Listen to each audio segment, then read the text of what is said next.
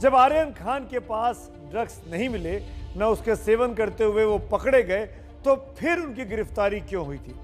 ये सवाल आर्यन के वकील अदालत में बार बार उठा रहे हैं और इसी से यह सवाल निकलता है कि क्या आर्यन खान ड्रग्स पेडलर हैं, जैसा कि एनसीबी कहती है, या फिर वो बलि का बकरा इस पूरे खेल में बना दिए गए हैं? इसको समझने के लिए आपको देखनी होगी मेरे सहयोगी ज्ञानेंद्र तिवारी की ये exclusive report.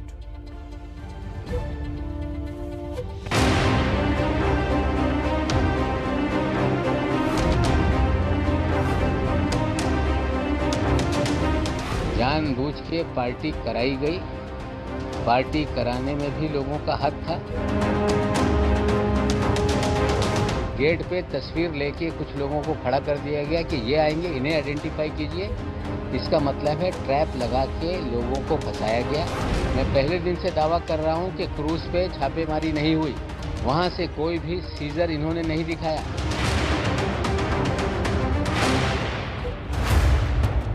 Aryan drug peddler है या एनसीबी ने उसे बनाया बलि का बकरा? क्या जानबूझकर आर्यन को फंसाया गया? क्या शाहरुख खान का बेटा होने की सजा भुगत रहा है आर्यन खान?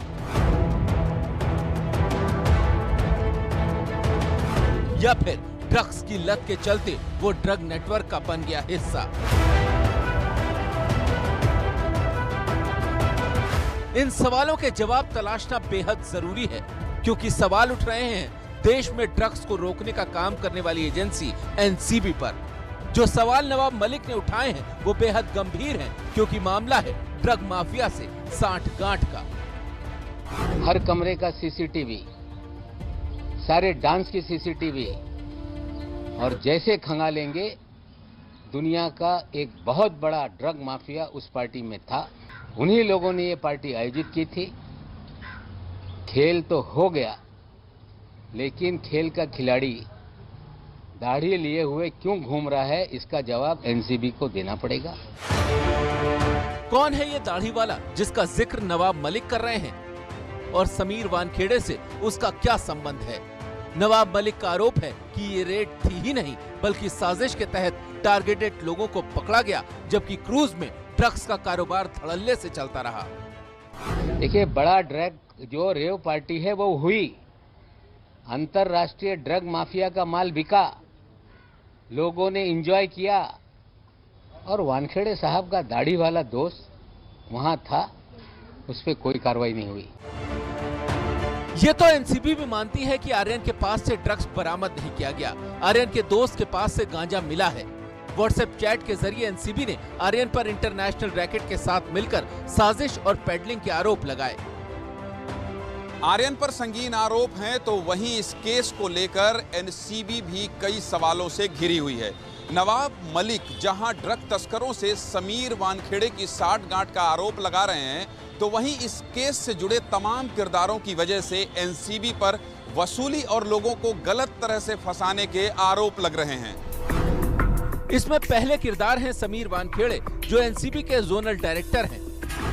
दूसरा किरदार है किरण गोसावी, जो इस मामले का गवाह है और जिस पर वानखेड़े के लिए वसूली का आरोप लगा है। तीसरा किरदार है बीजेपी नेता मनीष भानुशाली, जो गिरफ्तारी के वक्त एनसीबी के दफ्तर में मौजूद था। चौथा किरदार है प्रभाकर सैल, जो किरण गोसावी का बॉडीगार्ड है। सैल ने गोसावी पर शाहरुख की सेक्रेटरी से वसूली का आरोप लगाया है और कहा है कि वसूली की रकम का बड़ा हिस्सा वानखेड़े को मिलना था। यही नहीं, सैल का आरोप है कि बतौर गवाह उससे कोरे कागज पर साइन कराए गए। पांचवा किरदार है सैम डिसूजा। प्रभाकर के मुताबिक सैम के साथ ही किरण गोसावी पूजा डडलानी से मिलने गया था।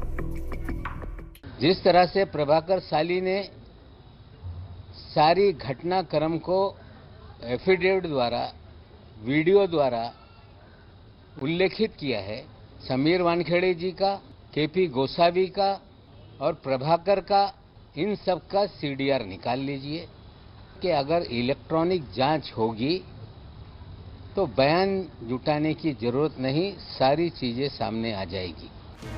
इस मामले में कई सवाल हैं जो एनसीबी पर उठ रहे हैं। सवाल ये कि आर्यन को अगर ड्रग्स मामले में पकड़ा गया तो उसकी मेडिकल जांच क्यों नहीं हुई? सवाल ये भी है कि फोन पर किरण गोसावी आर्यन खान की बात किससे करा रहा था। सवाल ये भी कि क्या आर्यन का मामला रिया चक्रवर्ती की तरह बनता जा रहा है। सवाल ये भी है कि इसी मामले में दो आरोपियों अविन साहू और मनीष राजगढ़िया को जमानत मिल गई तो आर्यन को क्यों नहीं। कि एक एफआईआर दर्ज है जिसको लगभग 1 साल की मुद्दत हो गई, उसमें आज तक एक भी गिरफ्तारी नहीं हुई है। दीपिका पादुकोण को बुलाया गया, चार्ट के आधार पर बुलाया गया था, गिरफ्तारी नहीं हुई। सारा अली खान को बुलाया गया, श्रद्धा कपूर को बुलाया गया, गिरफ्तारी नहीं हुई। आर्यन मामले की गुत्थी अब उलझती जा रही है क्योंकि जितने सवाल आर्यन पर हैं, उससे कहीं ज्यादा एनसीबी पर हैं। ये मामला इस हद तक फंस गया है कि कई बार लगता है कि समीर वानखेड़े बिल्कुल ठीक रास्ते पर चल रहे हैं, तो अचानक फिर लगने लगता है कि नवाब मलिक ने वाकई में इस बार कुछ बड़ा खुलासा कर दिया है और उनके तथ्य जो हैं वो ज्यादा मजबूत हैं। दरअसल आर्यन खान ड्रग्स कांड का विवाद अब नवाब मलिक बनाम समीर वानखेड़े की जंग में पूरी तरीके से तब्दील हो चुका है। इस रिपोर्ट को हम आगे तफसील से आपको दिखाएंगे, लेकिन उससे पहले आज की लीड स्टोरी पर मेरी राय आप जरूर जान लीजिए। आज की लीड स्टोरी यही है कि क्या आर्यन खान ड्रग्स के काले कारोबार में जुड़े हैं या फिर वो फंसाए गए हैं। ये सवाल इसलिए उठ रहे हैं कि इसी मामले में दो आरोपियों अवनी साहू और मनीष राजगढ़िया को कल जमानत की मंजूरी मिली है। इस पर अब मेरी राय, नवाब मलिक और समीर वानखेड़े की निजी खुन्नस की जंग में आर्यन खान को बलि का बकरा बनाया गया है। अगर आप इस राय से सहमत हैं तो मोबाइल नंबर 7823944001 पर मिस्ड कॉल दें, और अगर आप असहमत हैं तो 7823944002 पर मिस्ड कॉल दें।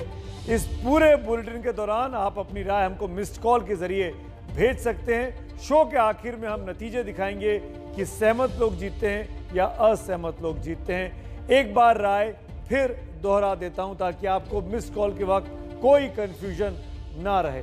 राय बहुत साफ है, नवाब मलिक और समीर वानखेड़े की जंग में आर्यन खान को बलि का बकरा बनाया गया है।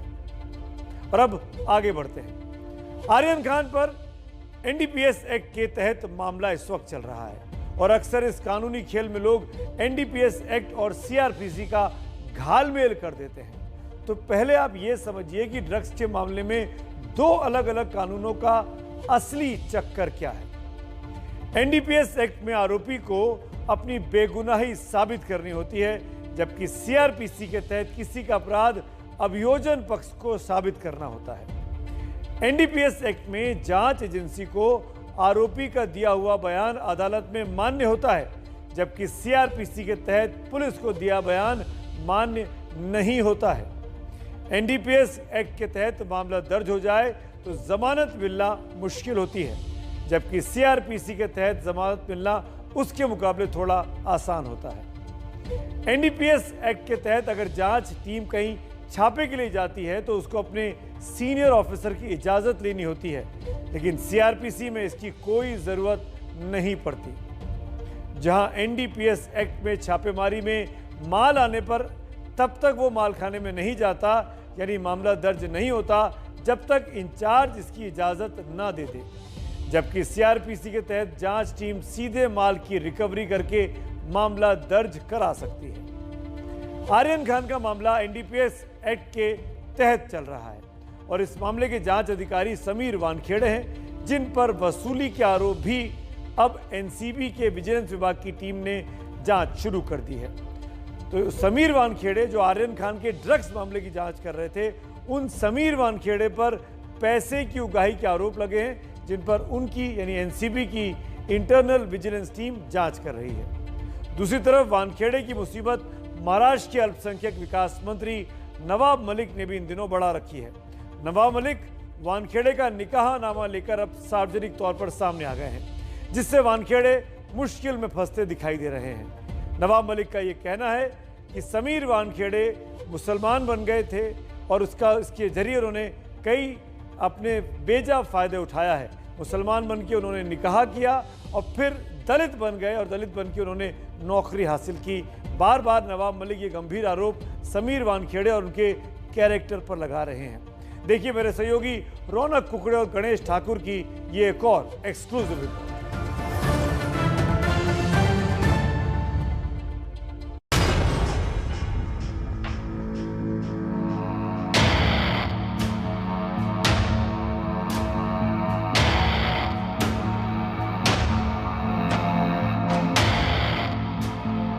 नहीं, ये सब झूठ है। मेरा बेटा, मैं अभी भी हिंदू हूँ। सब मुसलमान थे। अगर हिंदू बताते तो निकाह ही नहीं होता। दूल्हे का नाम समीर दाऊद वानखेड़े, दुल्हन का नाम शबाना जाहिद कुरैशी, तारीख 7 दिसंबर 2006, जगह लोखंडवाला गार्डन अंधेरी वेस्ट, मेहर की रकम 33,000 रुपए, गवाह का नाम अब्दुल अजीज खान और इस निकाहनामे पर है समीर वानखेड़े के दस्तखत। समीर वानखेड़े के खिलाफ नवाब मलिक की यह दस्तावेज की नई किस्त है। यह समीर वानखेड़े की पहली शादी का निकाहनामा है जो नवाब मलिक ने ट्विटर पर जारी किया है। 2006 में डॉक्टर शबाना कुरैशी से समीर वानखेड़े ने निकाह किया था। यह निकाहनामा इस बात की गवाही दे रहा है और इसे आधार बनाकर ही नवाब मलिक समीर वानखेड़े पर फर्जीवाड़े का आरोप लगा रहे हैं। तो वानखेड़े परिवार भी इसकी हकीकत से इनकार नहीं कर रहा, लेकिन समीर के हिंदू होने पर उसके अपने तर्क हैं। हर व्यक्ति अपने तरीके से किसी भी धर्म को स्वीकार सकता है, उस पर मेरी आपत्ति नहीं है। लेकिन देश का कानून कहता है कि कोई व्यक्ति जो शेड्यूल कास्ट को बिलोंग करता हो, एक बार उसने अपना धर्म परिवर्तन कर लिया तो उसे शेड्यूल कास्ट का जो भी फायदा है वो नहीं मिलता। वो निकाहनामा उर्दू में लिखा है, जो साइन लिखा है इंग्लिश में जो किया है वो साइन सही है, लेकिन निकाहनामा पे क्या लिखा है मुझे वो उर्दू नहीं आता, नहीं तो मैं आपको बताता ये सही है क्या झूठ। लेकिन ये निकाह हुआ है। यस, निकाह हुआ था, लेकिन समीर वानखेड़े ने लीगली अपना रिलीजन, अपना कास्ट कभी भी चेंज नहीं किया था। एक सिर्फ मेयर फॉर्मेलिटी थी जो उनकी मदर इन मतलब उनकी मेरी मदर इन लॉ जो अभी नहीं है वो मुस्लिम थे, तो उनकी खुशी के लिए ये निकाह किया गया था। नवाब मलिक जो निकाहनामा सामने लेकर आए हैं वो सही है, ये तो वानखेड़े परिवार भी मान रहा है, लेकिन उनका कहना है कि इसका मतलब ये नहीं है कि वो मुस्लिम है। दरअसल वानखेड़े परिवार की दलील है कि जो शादी हुई है उसे स्पेशल मैरिज एक्ट के तहत समीर वानखेड़े ने रजिस्ट्रेशन कराया है। 7 दिसंबर 2006 को समीर वानखेड़े का निकाह करवाने वाले मौलवी को भी एबीपी न्यूज ने ढूंढ निकाला। मौलवी का कहना है कि समीर वानखेड़े मुस्लिम हैं और अगर वो हिंदू होते तो ये निकाह हो ही नहीं सकता था। सब मुसलमान थे। अगर हिंदू बताते तो निकाह ही नहीं होता, न ये रिश्ता होता। सब मुसलमान थे। समीर भी मुसलमान थे, शबाना भी मुसलमान थी, उनका बाप भी मुसलमान था दाऊद। अगर मुसलमान ना होते तो ये ना ये रिश्ता होता, न काजी ये निकाह पढ़ाता और ना ये शान और शौकत से 2000 की दावत हुई। मौलवी साहब के मुताबिक समीर वानखेड़े अब झूठ बोल रहे हैं और निकाहनामे पर उनके दस्तखत ये बताते हैं कि सिर्फ वही नहीं, उनका पूरा परिवार इस्लाम को मानता है। गवाह के तौर पर इसमें अब्दुल अजीज खान का नाम है, वो समीर वानखेड़े का बहनोई है। समीर वानखेड़े के पिता अब तक अपना नाम दाऊद होने से इनकार करते रहे, लेकिन शादी कराने वाले मौलवी का दावा है कि समीर के पिता का नाम दाऊद है। हालांकि अब ज्ञानदेव वानखेड़े भी मान रहे हैं कि कुछ लोग उन्हें प्यार से दाऊद बुलाते हैं। जब मेरी मिसेस मुस्लिम थी तो प्यार से मुझे दाऊद बुलाता होगा, दाऊद बोलता है, बहुत लोग बोलते हैं ऐसा, दाऊद भाई कैसे हो, ऐसा कभी बोला होगा। शायद मेरी मिसेस भी बोली होंगी प्यार से। ये मेरा सर्विस बुक है, ज्ञानदेव कचरूजी वानखेड़े। आप क्लियर देख सकते हैं। जब मैं गवर्नमेंट सर्विस में लगा हूँ तो कोई इंक्वायरी करके लगा होगा। इस मामले में एबीपी न्यूज ने समीर वानखेड़े की पहली पत्नी का पक्ष भी जानने की कोशिश की, लेकिन उन्होंने इस विवाद में कुछ भी बोलने से इनकार कर दिया। नहीं, मुझे खुद भी प्लीज नहीं, मुझे खुद किसी से भी उसमें नहीं इन्वॉल्व होना। मुझे मैं अलग हो चुकी हूँ 5 साल से, तो मुझे इसमें कुछ भी इन्वॉल्व नहीं है। नवाब मलिक ने जो निकाहनामा जारी किया है उसके जरिए वो दावा कर रहे हैं कि समीर वानखेड़े मुस्लिम है, जबकि परिवार इस बात से इनकार कर चुका है। नवाब मलिक का दावा है कि आरक्षण का फायदा लेने के लिए समीर वानखेड़े ने जाली सर्टिफिकेट बनवाया है। समीर वानखेड़े हिंदू है या मुस्लिम, ये तो जांच के बाद ही पता चलेगा। लेकिन एक बात तो तय है कि वो झूठ बोल रहे हैं। ये झूठ निकाह के लिए या फिर नौकरी के लिए, ये जांच के बाद ही पता चलेगा। मुंबई से रौनक कुकड़े और ज्ञानेंद्र तिवारी के साथ गणेश ठाकुर, एबीपी न्यूज, मुंबई। समीर वानखेड़े की छवि एक सुपर हीरो की बन चुकी थी, जो बॉलीवुड के बड़े बड़े सितारों को भी कस्टम ड्यूटी के लिए बख्शता नहीं था, जिसने बड़े बड़े ड्रग्स रैकेट का भंडाफोड़ किया। लेकिन बीते 21 दिनों में महाराष्ट्र के मंत्री नवाब मलिक ने किश्तों में वानखेड़े पर ऐसे संगीन आरोप लगाए कि वानखेड़े की मुसीबत बढ़ गई है। 6 अक्टूबर को नवाब मलिक ने प्रेस कॉन्फ्रेंस करके ये पहला आरोप लगाया कि क्रूज ड्रग्स केस में एनसीबी के दफ्तर में मौजूद किरण गोसावी और मनीष भानुशाली बीजेपी के नेता हैं और ये समीर वानखेड़े के साथ मिलकर काम करते हैं। 9 अक्टूबर को मलिक ने यह पूछा इवेंट मैनेजर प्रतीक गाबा, ऋषभ सचदेव और आमिर फर्नीचर वाला को एनसीबी ने क्यों छोड़ दिया, जबकि बाकी लोगों को कोर्ट में पेश किया गया। समीर वानखेड़े ने नवाब मलिक के दामाद समीर खान को ड्रग्स मामले में इसी साल की शुरुआत में गिरफ्तार किया था। सितंबर में ही समीर खान की जमानत हुई और यह पाया गया कि उनके पास हर्बल तंबाकू मात्र था। नवाब मलिक ने यही पूछा कि क्या समीर वानखेड़े को हर्बल तंबाकू और गांजे का फर्क नहीं मालूम है। 2 समीर हैं, समीर खान जो कि नवाब मलिक के दामाद हैं और समीर वानखेड़े जो एनसीबी के अधिकारी हैं, जो लगातार सुर्खियों में हैं। 21 अक्टूबर को नवाब मलिक ने एक और प्रेस कॉन्फ्रेंस की और इस दिन वानखेड़े पर एक और बेहद संगीन आरोप लगाया। नवाब मलिक ने कहा कि कोरोना काल में जब पूरी फिल्म इंडस्ट्री मालदीव और दुबई में थी, काम कर रही थी, छुट्टियां मना रही थी, तब समीर वानखेड़े भी दुबई में थे और मालदीव में थे। मलिक ने कहा कि उनका पूरा यकीन है कि पूरी वसूली समीर वानखेड़े ने बॉलीवुड के इन बड़े सितारों के साथ मालदीव और दुबई में ही की है। और एक बार फिर कल सुबह प्रेस कॉन्फ्रेंस करके नवाब मलिक ने गंभीर आरोप वानखेड़े पर लगाए कि वो मुसलमान हैं और अनुसूचित जाति के फर्जी सर्टिफिकेट से उन्होंने IRS, UPSC जैसी बड़ी संस्था से नौकरी हासिल की है। आज सुबह ठीक 10 बजे फिर नवाब मलिक बाहर आए घर के और उन्होंने एक बार फिर वानखेड़े पर गंभीर आरोप लगाया।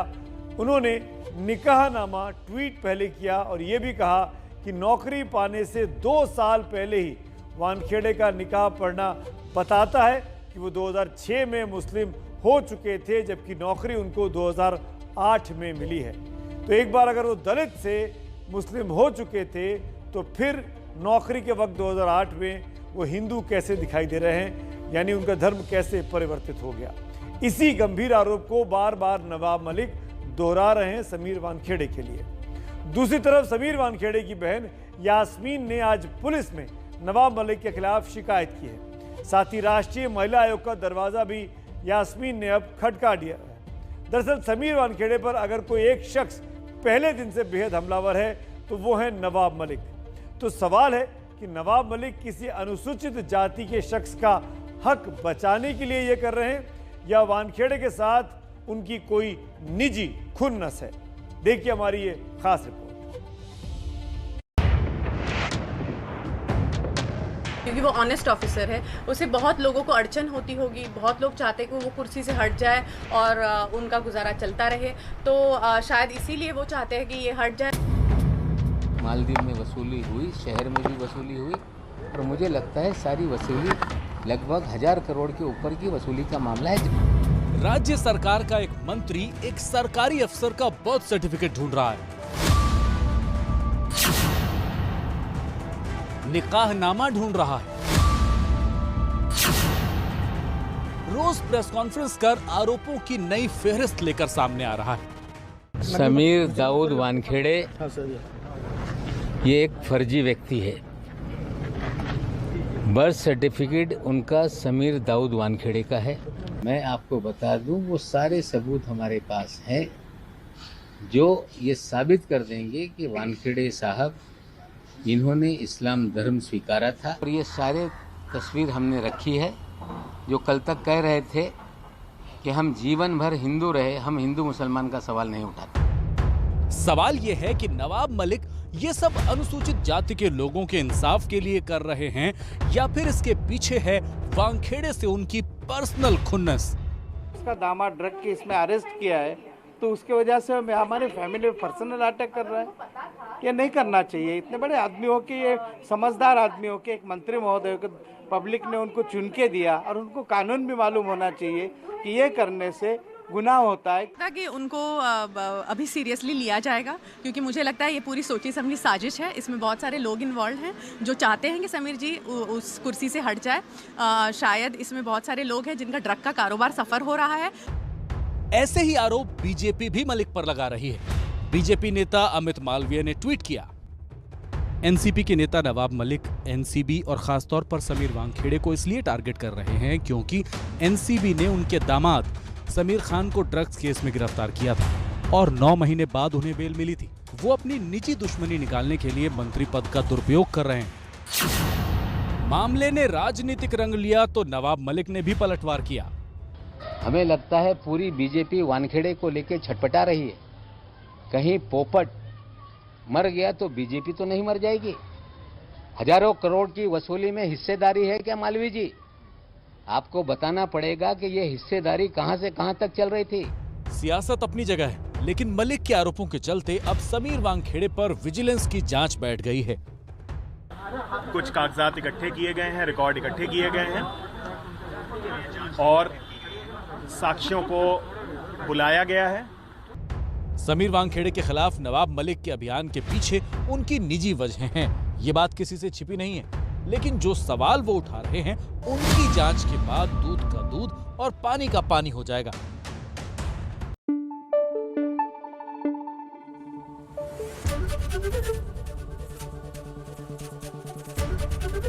एबीपी न्यूज आपको रखे आगे।